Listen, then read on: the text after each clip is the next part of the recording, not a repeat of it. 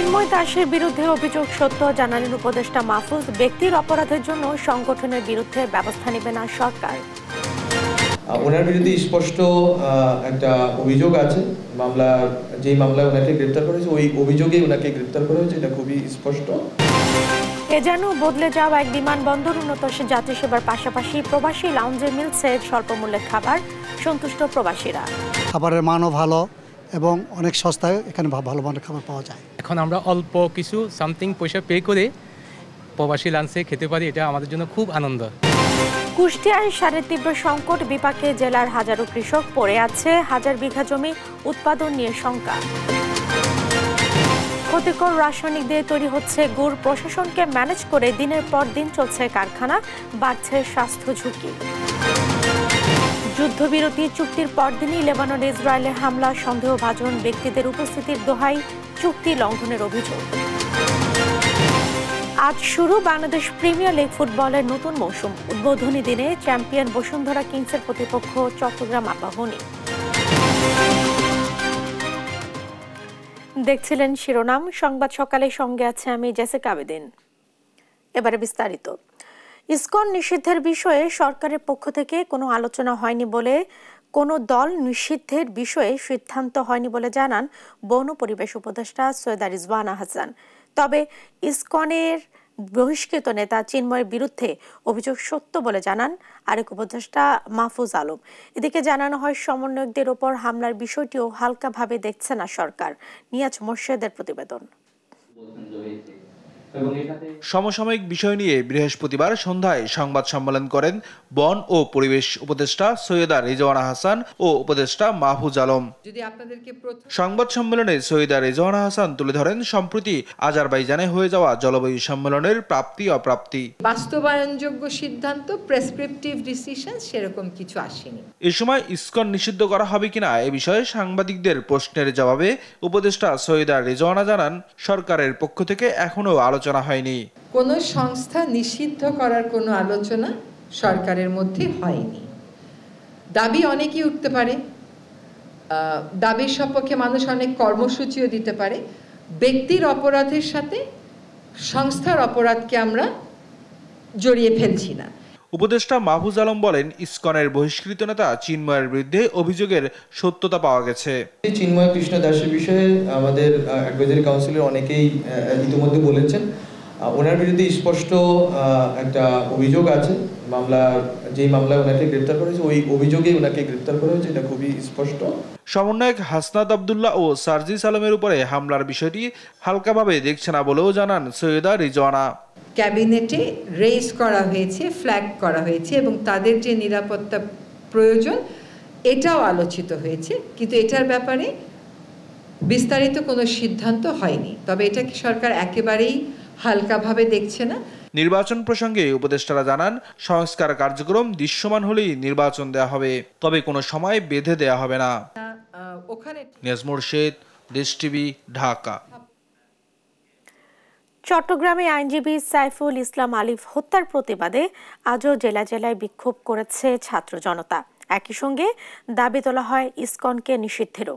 এ নিয়ে অন্তর্বর্তী সরকারের দ্রুত পদক্ষেপ নিতে আহ্বান জানান আন্দোলনকারীরা। সহকর্মীদের তথ্য ছবিতে আপন উপর ডেস্ক রিপোর্ট। চট্টগ্রামের আইনজীবী সাইফুল ইসলাম হত্যার প্রতিবাদে বরিশালে বিক্ষোভ করেছে ছাত্র জনতা।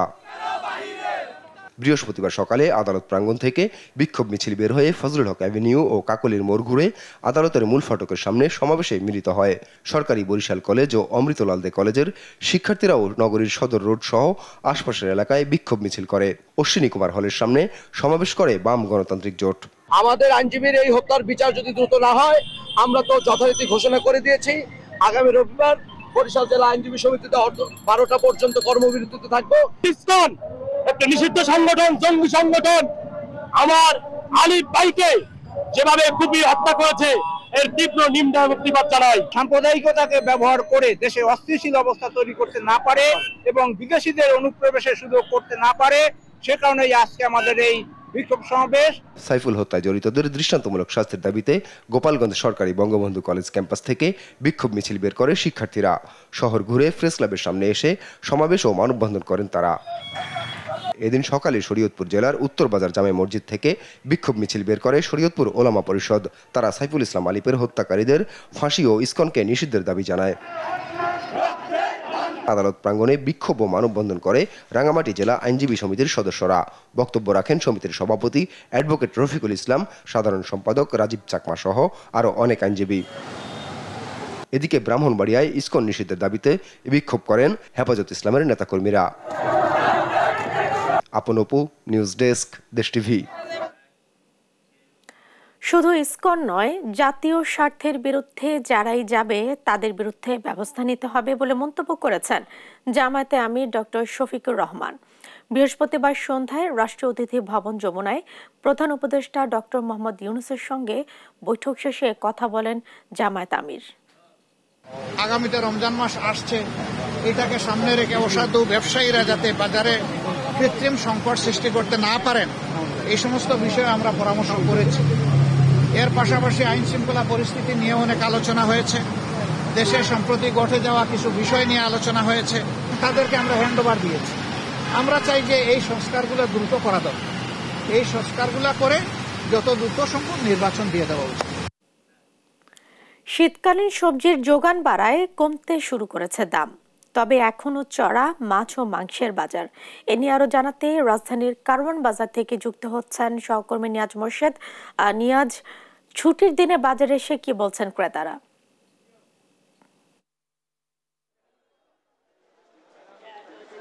জেসিকা, আপনাকে ধন্যবাদ। আসলে ছুটির দিনে আজকের বাজারে কিন্তু কিছু কিছু আপনার নিত্যপণ্যর যে দাম সেখানে কিন্তু আসলে কিছুটা সহনীয় পর্যায়ে থাকলে, তবে মাছের দামে কিন্তু আসলে আপনার কোনো সহনীয় পর্যায়ে আমরা দেখিনি। মাছের দাম কিন্তু আপনার, আর যদি বলি ইলিশের দাম কিন্তু খুব বেশি চড়া দাম। প্রতি কেজি ইলিশ বিক্রি হয়েছে প্রায় 2200 টাকা কেজি ধরে। এবং আপনার যেসব মাছ আপনার এই শীতকালীন যেসব মাছ আর কি বেশি পাওয়া যায়, সেই সব মাছেও কিন্তু আপনার দাম প্রায় অনেকই হচ্ছে। যেমন আপনার যদি একটু বলি, আপনার যেমন আয়ের মাছ প্রায় বিক্রি হচ্ছে, আয়ের মাছ বিক্রি হচ্ছে প্রায় আপনার হলো 1000 টাকা কেজি ধরে।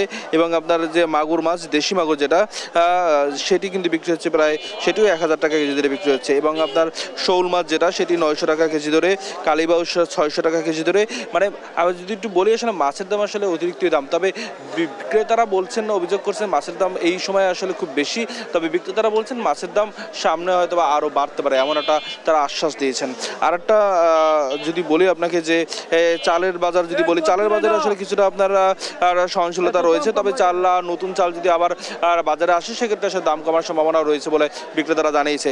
আর এখন একটু বলি সবজির বাজার, আসলে সবজির বাজারে কিন্তু আপনার কিছু কিছু সবজিতে কিন্তু আসলে বেশ চড়া দাম এখনও রয়েছে। এবং কিছু কিছু সবজি আসলে আপনার দাম কমে আসছে। যেমন যদি বলি শীতকালীন সবজি মূলাতে কিন্তু আপনার দাম কমে আসছে, এখন 40 টাকা কেজিতে বিক্রি হচ্ছে। এবং আপনার বেগুন 60 টাকা কেজি ধরে বিক্রি হচ্ছে।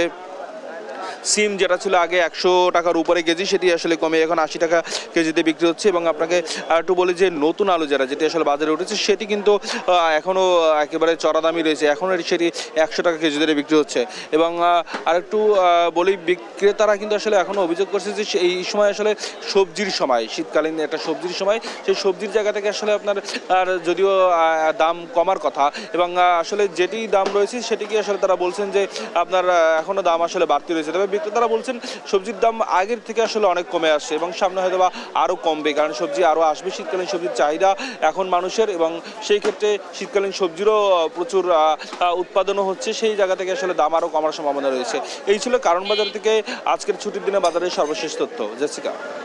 নিয়াজ, ধন্যবাদ আপনাকে। দর্শক, শীতকালীন শাকসবজি এবং মাছ মাংসের বাজার দর সম্পর্কে জানাচ্ছিলেন আমাদের সহকর্মী নিয়াজ মোর্শেদ।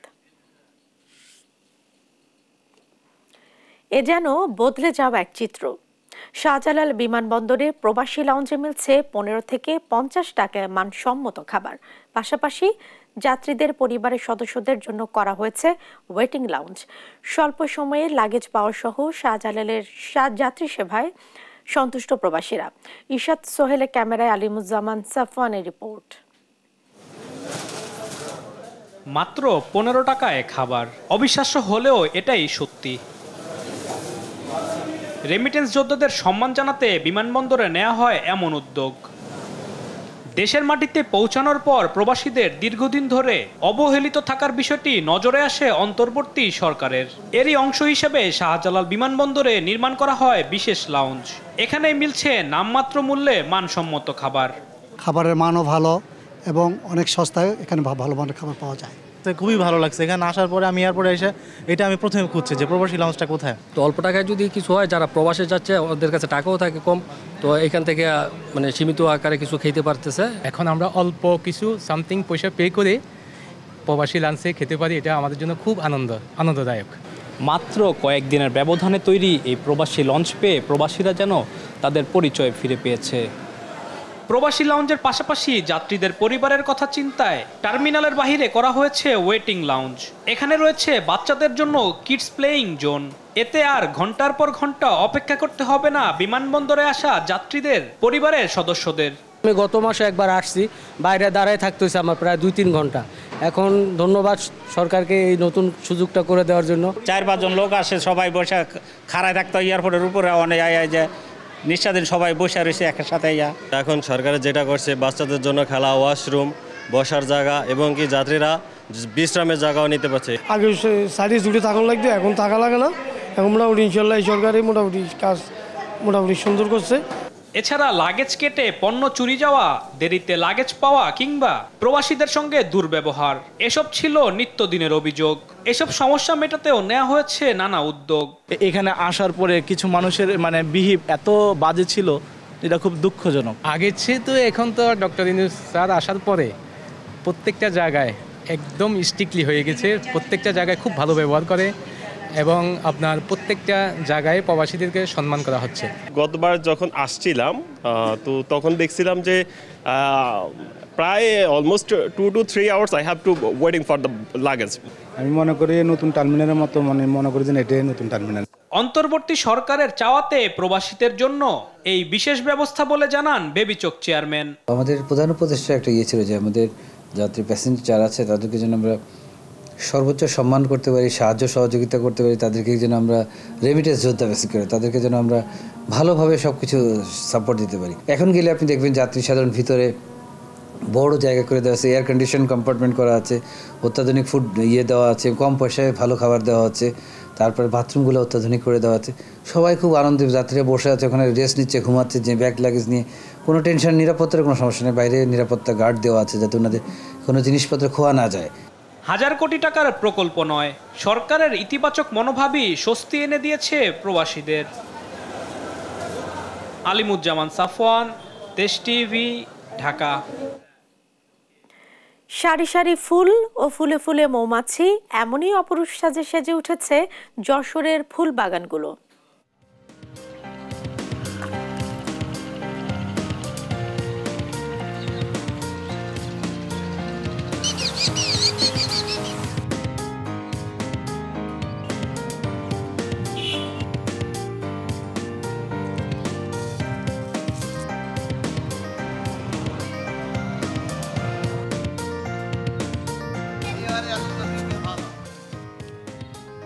মাগুরায় বাজারগুলোতে সব ধরনের নিত্যপণ্যের সরবরাহ বাড়ায় কমতে শুরু করেছে দাম।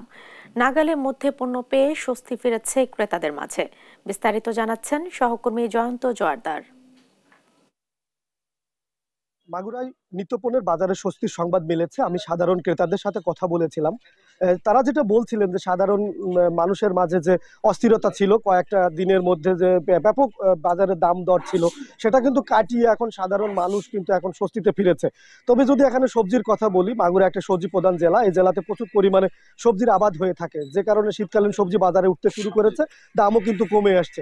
এখানে কিন্তু ফুলকপি বিক্রি হচ্ছে 40 টাকা থেকে 50 টাকা এবং মূলা বিক্রি হচ্ছে কিন্তু 30 টাকা থেকে 40 টাকা। টমেটো বিক্রি হচ্ছে কিন্তু 50 টাকা থেকে 60 টাকা কেজি দরে কিন্তু টমেটো বিক্রি হচ্ছে। তবে লাউ কিন্তু বিক্রি হচ্ছে এবং আকার আকৃতি ভেদে কিন্তু 40 টাকা থেকে 50 টাকা এবং 30 টাকা 25 টাকা দলেও কিন্তু লাউ বিক্রি হচ্ছে এবং মূলা কিন্তু মূলা বিক্রি হচ্ছে 50 টাকা থেকে 30 টাকা দরে এবং 40 টাকা দরে কিন্তু মূলা বিক্রি হচ্ছে।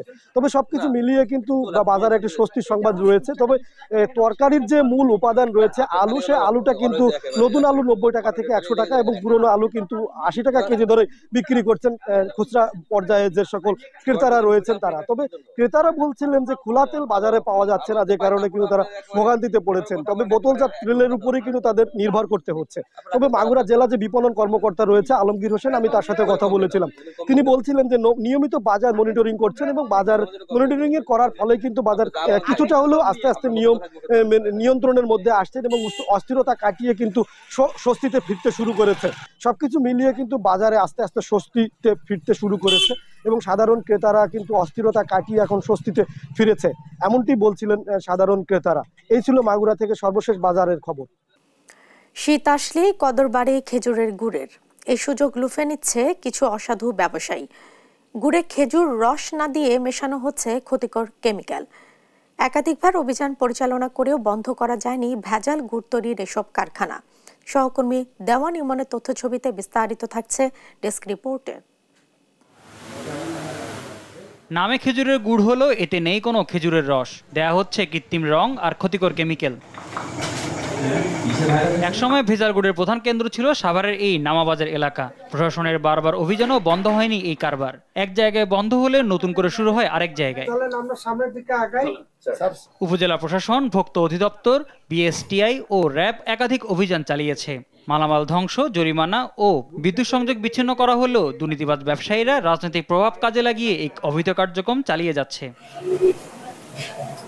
বর্তমানে কারখানাটি সরিয়ে নিয়ে ভেজালের কর্মযজ্ঞ শুরু হয়েছে ধামরাইয়ের কুল্লা ইউনিয়নের ফুটনগর এলাকায়। রাত বাড়ার সাথে সাথে ব্যস্ততা বাড়ে এই ভেজাল গুড়ের কারখানায়। এখানেও তৈরি হচ্ছে ভেজাল গুড়, যা মানুষের স্বাস্থ্যের জন্য মারাত্মক ক্ষতিকর। এটার মধ্যে কি খেজুরের রস আছে? জি না। কি দিয়ে বানানো হয়েছে এটা? ওই এলসি গুড় কাটা, ওটা হচ্ছে জাল করলে তখন নামাই দিলে এরকম হয়ে যায়। মহাজনরা ইন্ডিয়ার থেকে এই চিনি গুড়গুলা কিনে আনে, এগুলা চুলার উপরে দেই। চুলার উপরে দেয়া ধরেন জ্বালানোর পরে গুড়টা নরম হয়ে যায়। গুড়টা নরম হওয়ার পরে গুড়টা নামানোর পরে মনে করেন ফুড পান কালার আছে, ওই ফুড পান কালার দিয়া মানে গুড়ের কালার করা হয়। স্থানীয়দের দাবি, কারখানা মালিকরা প্রশাসন ও কর্মকর্তাদের ম্যানেজ করে এই অবৈধ কার্যক্রম চালাচ্ছেন। ভেজাল চিনি আছে, চিনি ছাড়া তো পাওয়া যায় না। এই ভেজাল হ্যাঁ কম বেশি সবটাই আছে। আর বইলে চিনি আছে, আমরা চিনি আছে তা বইলেই দিই, আমরা না করি না। এ নিয়ে এখনো অভিযোগ না পাওয়ার দাবি স্থানীয় প্রশাসনের। যে অবৈধ গুড় কারখানার যে বিষয়টি বললেন, এটি অবশ্যই আমাদের নোটিফিকেশন আসলে আমরা এটির বিরুদ্ধে অতীতে যেরকম মোবাইল কোর্ট পরিচালনা করা হয়েছে এখনো মোবাইল কোর্ট পরিচালনা করা হবে। ভেজাল গুড়ের কারখানায় অভিযান ও জরিমানা ছাড়াও কার্যকর পদক্ষেপ নেওয়া প্রয়োজন বলে মনে করেন সচেতন মহল। নিউজ ডেস্ক, দেশ টিভি। বাংলাদেশের ফুলের রাজধানী যশোরের গদখালিতে চলছে ফুল চাষের শেষ মুহূর্তের প্রস্তুতি। সারা বছর ফুলের চাহিদা থাকলেও মৌসুমী মাস হিসেবে খ্যাত ডিসেম্বর থেকে ফেব্রুয়ারি, এ সময় উচ্ছ্বাস ও উদ্দীপনায় ব্যস্ত সময় পার করেন ফুল চাষী ও ব্যবসায়ীরা। সহকর্মী সালাহ উদ্দিন সাগরের তথ্য ছবিতে বিস্তারিত ডেস্ক রিপোর্টে। সারি সারি ফুল আর ফুলে ফুলে মৌমাছি, ছড়াচ্ছে সৌরভ। এমনই অপরূপ সেজে উঠছে যশোরের ফুল বাগানগুলো। এবার অতিবৃষ্টির কারণে ফুল চাষে পিছিয়ে পড়েন চাষিরা। ক্ষতির মুখে পড়েও আশায় বুক বাঁধেন। মৌসুমের কাছাকাছি এসে রোপণ করেন দ্রুত ফুল আসে এমন গাছ। এবছর বৃষ্টির কারণে গোলাপের প্রচন্ড ক্ষতি, কারণ কয়েক দাপায় পানি। এই আমার এই ভূমিতে আপনার গাছ দেখা যাচ্ছে না, কারণ প্রত্যেকের এটা ক্ষতি হয়েছে। আমরা যে কটা উৎসব আছে, এই উৎসব কটা ধরার জন্য আমরা যে ট্রিটমেন্ট নিচ্ছি, যদি আল্লাহ দেয় আবার বৃষ্টি হলে তো পারবো না। দেখা যাচ্ছে ভালোবাসা দিবস, বিভিন্ন অনুষ্ঠান আছে, এই জন্য আগাম প্রস্তুতি নিচ্ছি আমরা। ফুটতে শুরু করেছে গোলাপ, গাঁদা ও রজনীগন্ধা। ফোটার অপেক্ষায় লিলিয়াম ও টিউলিপ। ডিসেম্বরের চাহিদা পূরণের পাশাপাশি ফেব্রুয়ারিতে সব জাতের ফুল বাজারে উঠাতে পারবেন বলে জানান স্থানীয় চাষিরা। আমাদের এখন ফুলের সিজন চলছে এবং মাঠ প্রস্তুত করার জন্য বিভিন্ন কাজে আমরা নিয়োজিত আছি। ডিসেম্বর কাভারেজের জন্য ফুলের বীজ আমরা লাগাচ্ছি। ডিসেম্বরে মানে মোটামুটি কিছু ফুল পাওয়া যাবে, আর ফেব্রুয়ারি জানুয়ারি মাসে আমরা পুরো পুরো ফুল আর কি দিতে পারবো। এবছর 635 হেক্টর জমিতে ফুল চাষের লক্ষ্যমাত্রা নির্ধারণ করা হয়, যা গেল বছরের তুলনায় 5 হেক্টর বেশি। জেলায় উৎপাদিত ফুল বাজারের চাহিদা পূরণে সক্ষম হবে বলে মনে করছে কৃষি অধিদপ্তর। আমাদের গত বছর এখানে প্রায় 630 হেক্টর জমিতে আমাদের ফুলের আবাদ হয়েছিল। এবছর আমরা 635 হেক্টর জমিতে আমরা আবাদের লক্ষ্যমাত্রা নির্ধারণ করেছি। আমরা আশা করছি যে গত বছরের তুলনায় এবছরও গদখালি ফুলে ফুলে ছেয়ে যাবে এবং মানুষের যে চাহিদা সেই চাহিদা এখান থেকে পূরণ হবে। প্রাকৃতিক দুর্যোগ ও প্রতিবন্ধকতা কাটিয়ে ফুলে ফুলে ভরে উঠবে ফুলের রাজধানী খ্যাত যশোরের গদখালি, এমনটাই প্রত্যাশা সবার। নিউজ ডেস্ক, দেশ টিভি। কুষ্টিয়ায় সারের সংকটে বিপাকে পড়েছে জেলার হাজার হাজার কৃষক। দিনের পর দিন বাজারে ঘুরেও মিলছে না প্রয়োজনীয় সার, ফলে ফাঁকা পড়ে আছে হাজার হাজার বিঘা জমি। চলতি মৌসুমে ফসল উৎপাদন নিয়ে দেখা দিয়েছে শঙ্কা। সারের এই সংকট দ্রুত নিরসনের দাবি কৃষকদের। কুষ্টিয়া থেকে আরো জানাচ্ছেন নাহিদ হাসান তিতাস। গত কয়েকদিন ধরে কুষ্টিয়ায় দেখা দিয়েছে ফসফেট ঢ্যাপ সহ বিভিন্ন ধরনের বাংলা সারের সংকট। দিনের পর দিন সারের জন্য কৃষকেরা ঘুরছেন দোকানে দোকানে, তবুও মিলছে না চাহিদা মোতাবেক সার। কিছু দোকানে সামান্য পরিমাণ সার মিললেও তা বিক্রি হচ্ছে চড়া দামে। ফলে চলতি মৌসুমে জেলায় ভুট্টা, গম, পেঁয়াজ উৎপাদন নিয়ে দেখা দিয়েছে শঙ্কা। কৃষকরা পড়েছেন চরম বিপাকে, চোখে মুখে হতাশার ছাপ। দ্রুত এ সারের সংকট নিরসনের দাবি তাদের। না, ওই বাংলা ফসফেট না পেলে আমার বাংলা খ্যাত হবে না। তো বিঘে বিঘে জমি দেখেন, মাঠকে মাঠ জমি পড়ে রয়েছে, কিন্তু ফসল উপায় করতে পারতেছি না, সার নাই। সরকারের কাছে আমরা চাই যে আমার একটু সারের দামটা কমার দিক, আমার জিনিসপাতি ঠিক করে দিক, আমরা জমাবো। তবে বেশি দামে সার বিক্রির অভিযোগ অস্বীকার করে বিক্রেতারা বলছেন, গত কয়েক মাস ধরে চাহিদা মতো সার পাচ্ছেন না তারাও। ফলে বাজারে ফসফেট, ঢ্যাপ সহ বিভিন্ন ধরনের বাংলা সারের সংকট দেখা দিয়েছে। আমরা তো মালটা আমাদের বরাদ্দ দিতে হবে বিসিআইসির, তারপরে আমরা মালটা পাবো।